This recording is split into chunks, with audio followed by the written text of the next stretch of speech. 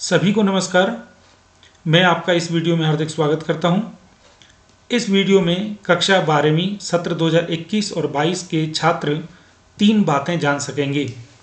पहला, इस सत्र के लिए जो पाठ्यक्रम है उसमें दोनों सत्रों में कौन कौन से पाठ शामिल हैं और कौन कौन से शामिल नहीं हैं। दूसरी बात हमें पता चलेगी कि कक्षा 12वीं के जो दोनों सत्र हैं उन दोनों सत्रों में प्रश्न पत्र का प्रारूप क्या रहेगा, जिसे ब्लूप्रिंट कहते हैं। और तीसरी बात हमें ये पता चलेगी कि दोनों सत्रों में आंतरिक मूल्यांकन का प्रारूप क्या होगा। तो सबसे पहले जानते हैं इस सत्र में दोनों जो सत्र हैं, प्रथम और द्वितीय सत्र, उसमें पाठ्यक्रम क्या है। मैं आपको आपकी पाठ्यपुस्तक का जो विषय सूची ही दिखा रहा हूं। जो हरे कलर में है वो प्रथम सत्र के पाठ हैं। तो देखिए कक्षा 12वीं में कौन कौन से काव्यखंड के पाठ हैं। इस प्रथम सत्र में हरिवंश राय बच्चन की एक गीत, अर्थात ये आत्मपरिचय नहीं है। दूसरा पाठ लगा है कुंवर नारायण का कविता के बहाने, बात सीधी थी पर ये कविता नहीं है। तीसरी कविता लगी है प्रथम सत्र में रघुवीर सहाय के कैमरे में बंद अपाहिज। और चौथी कविता है गजानन माधव मुक्तिबोध की सहर्ष स्वीकारा है। तो प्रथम सत्र में आपको ये 4 कविताएं लगी हैं। गद्य खंड में देखते हैं महादेवी वर्मा का भक्तिन, जैनेन्द्र कुमार जी का बाजार दर्शन और धर्मवीर भारती जी का काले मेघा पानी दे। तो आपके प्रथम सत्र में कुल पाठ हो गए 7, 4 काव्य में से और 3 गद्य में से। और जो अनुपूरक पुस्तक लगी हैं उसमें कुल पाठ 4 हैं। पहले सत्र में लगे हैं पहले दोनों पाठ सिल्वर वेडिंग मनोहर श्याम जोशी जी की और जूझ आनंद यादव जी की। अब इसी को हम सीबीएसई के पत्र में देखते हैं। यह देखिए, यहाँ लिखा है कि सत्र 2021-22 में निम्नलिखित पाठ सम्मिलित किए गए हैं। और ये देखिए, ये है कक्षा 12वीं सत्र 21-22। तो अब हम इसको यहाँ से एक बार चेक कर लेते हैं कि जो मैंने आपको नोट कराया वो सही है कि नहीं। हरिवंश राय बच्चन का एक गीत, कुंवर नारायण का कविता के बहाने, रघुवीर साय जी की कैमरे में बंद अपाहिज, गजानन माधव मुक्तिबोध सहर्ष स्वीकारा है, 4 कविता हो गई। भक्तिन बाजार दर्शन काले मेघा पानी दे 3 गद्य हो गए। और मनोहर श्याम जोशी की सिल्वर वेडिंग और आनंद यादव जी की जूझ 2 अनुपूरक पुस्तक में से हो गई। और एक पुस्तक आपको और लगी होती है अभिव्यक्ति और माध्यम।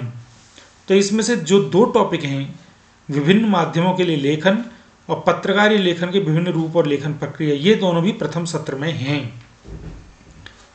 तो मुझे उम्मीद है आपको प्रथम सत्र में कौन कौन से पाठ आएंगे, कौन कौन सा अंश आएगा, ये आपको जानकारी मिल गई। अब चलते हैं प्रथम सत्र के प्रश्न पत्र प्रारूप पर। प्रथम सत्र का पूरा प्रश्न पत्र MCQ बेस्ड होगा, अर्थात बहुविकल्पात्मक इसमें प्रश्न पूछे जाएंगे।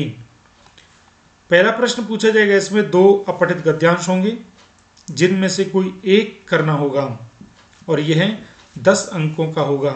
MCQ हर एक का अंक 1। दूसरा प्रश्न होगा 2 अपठित पद्यांश होंगे जिसमें से कोई एक पद्यांश को करना है, यह भी बहुविकल्पात्मक होगा, 5 अंक का है, 1-1 नंबर।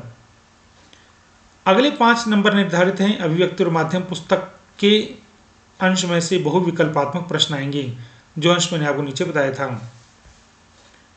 हो गए 15।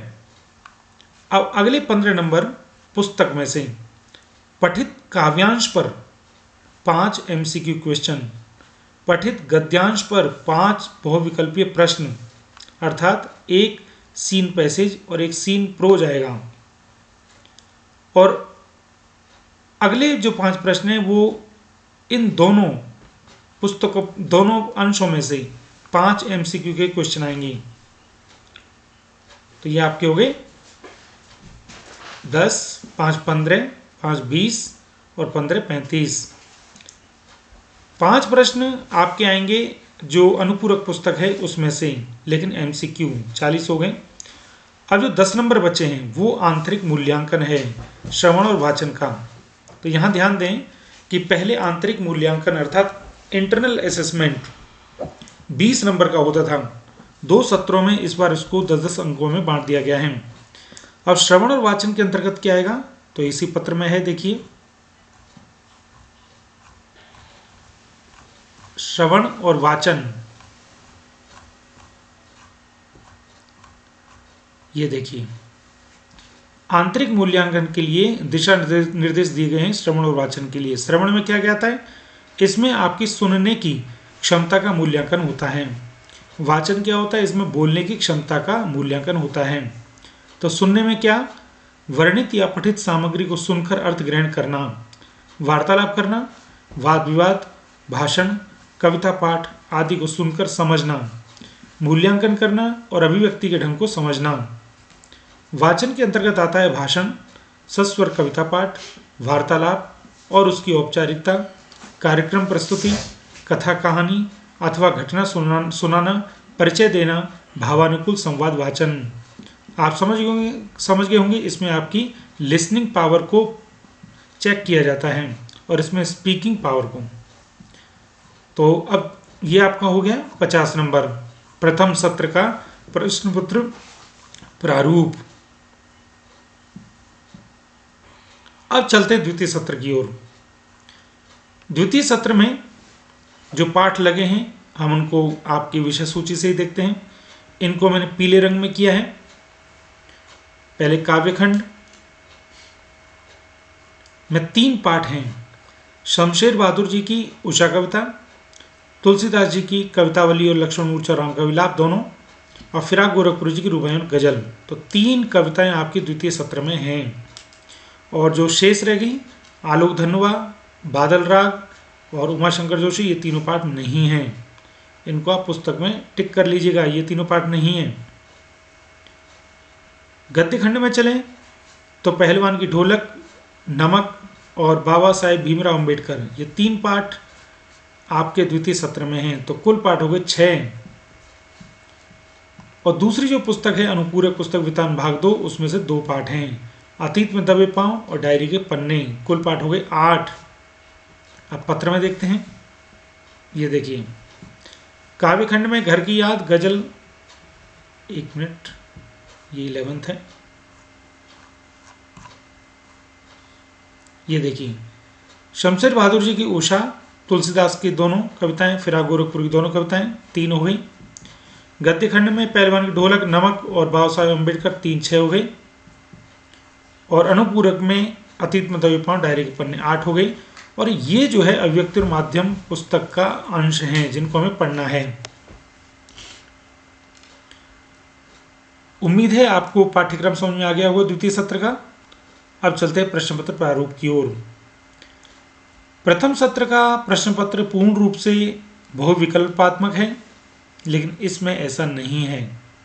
देखिए पहले जो 20 नंबर आएंगे उसका प्रश्न पत्र होगा जिसमें कार्यालय ज्ञापन और रचनात्मक लेखन अर्थात आपकी रचनात्मकता का परीक्षण किया जाएगा। सबसे पहले आपको कोई 3 नए अप्रत्याशित विषय दिए जाएंगे। अप्रत्याशित विषय का मतलब है कोई भी ऐसा टॉपिक जो कि अनकन्वेंशनल होता है, जिसमें से किसी एक पर आपको लिखना होगा। इसमें समसामयिक घटनाएं आ जाती हैं, जैसे कोरोना हो गया, फिट इंडिया हो गया, स्वच्छ भारत हो गया, है ना, करंट में ओलंपिक हो गया। तो ये 5 नंबर के हैं, एक ही प्रश्न। अगला है आपको एक पत्र लिखना होगा औपचारिक, वो भी एक 5 नंबर का है। यहाँ विकल्प का मतलब है 2 पत्र होंगे, उनमें से कोई एक आपको करना है। कहानी नाटक की रचना प्रक्रिया पर आधारित 2 लघु उत्तरीय प्रश्न आएंगे, एक 3 नंबर का, एक 2 नंबर का। अब यहाँ विकल्प का मतलब आप एमसीक्यू ना समझें, यहाँ विकल्प का मतलब है कि ये जो 2 प्रश्न आएंगे, 2 की जगह 4 प्रश्न आएंगे, उनमें से 2 आपको करने हैं। मतलब एक प्रश्न, 2 एमसीक्यू यहाँ आएंगे, उसमें से एक आपको करना है। एमसीक्यू नहीं, 2 प्रश्न यहाँ आएंगे, उसमें से एक आपको करना है। यहाँ 2 आएंगे, एक करना है। आगे समाचार लेखन, फीचर लेखन, आलेख लेखन पर आधारित 2 लघु उत्तरीय प्रश्न होंगे, एक 3 नंबर का, एक 2 नंबर का। ये भी विकल्प सहित है, अर्थात इस 3 नंबर वाले प्रश्न में 2 प्रश्न आएंगे, आपको एक करना है, और इस 2 अंक वाले में 2 प्रश्न आएंगे, एक करना है। अगले जो 20 अंक हैं वो आपकी पाठ्य पुस्तक से हैं। काव्यखंड पर आधारित 3 प्रश्न आएंगे, जिनमें से 2 करने हैं आपको। हर एक प्रश्न का अंक भार 3 है, 6 हो गए। गद्य खंड पर आधारित 4 प्रश्नों में से 3 प्रश्नों को उत्तर देने हैं, प्रत्येक प्रश्न का अंक 3 है, तो 9 हो गए। और आपकी जो अनुपूरक पाठ्य पुस्तक है उसमें से 3 अंकों का 1 प्रश्न और 2 अंक का 1 प्रश्न पूछा जाएगा। और आंतरिक मूल्यांकन में आपका परियोजना कार्य होगा। परियोजना कार्य मतलब प्रोजेक्ट वर्क। अब प्रोजेक्ट वर्क क्या होता है, इसके लिए देखिए यहां पर दिया हुआ है।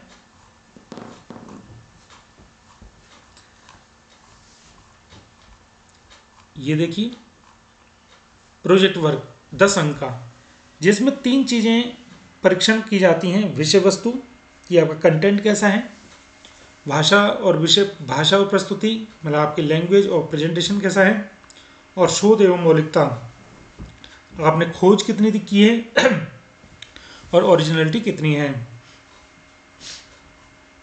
इसी में इन बिंदुओं पर भी ध्यान देना जरूरी है कि परियोजना करते समय इनको हमें आधार बनाना चाहिए। प्रमाण पत्र, आभार ज्ञापन, विषय सूची, उद्देश्य, समस्या का बयान, परिकल्पना, प्रक्रिया जिसमें साक्ष्य संग्रह, साक्ष्य का विश्लेषण, प्रस्तुतिकरण, अध्ययन का परिणाम, अध्ययन की सीमाएं, स्रोत, अध्यापक टिप्पणी। तो बच्चों, मुझे लगता है कि अब आपको तीनों बातें बिल्कुल क्लियर हो गई हैं कि दोनों सत्रों में कौन कौन से पाठ आएंगे। दूसरी बात, दोनों सत्रों का कौन प्रश्न पत्र का प्रारूप क्या होगा, और दोनों सत्रों में आंतरिक मूल्यांकन का कौन कौन सा खंड हमें आएगा और वो कैसे किया जाएगा। अगर आपको मेरा प्रयास अच्छा लगा हो तो चैनल को लाइक, शेयर, सब्सक्राइब अवश्य करें। आपका बहुत बहुत धन्यवाद।